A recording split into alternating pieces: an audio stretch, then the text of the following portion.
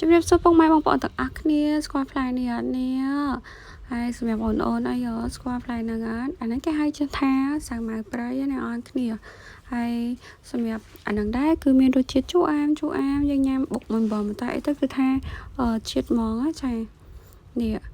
ជូរអែមបែបឆ្ងាញ់តែម្ដងសម្រាប់អ្នកចូលចិត្តម្ជូរគឺថាត្រូវហ្មងក្លុកអំបិលម្ទេសអីចឹងណាចាំមើលបងញ៉ាំឲ្យមើលណានេះមកភ្លក់នេះអស់គ្នាមើលអីសាវម៉ាវព្រៃណាអស់គ្នានឹងជូរអែម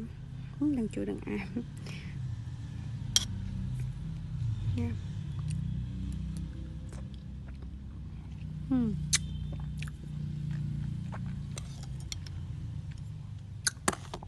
ឆ្ងាញ់ជូរអែម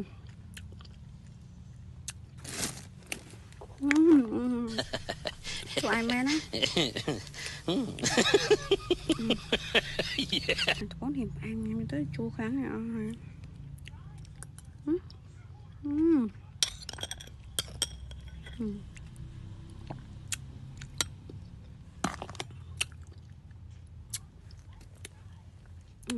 ជូរញាក់សាច់តែម្ដងចា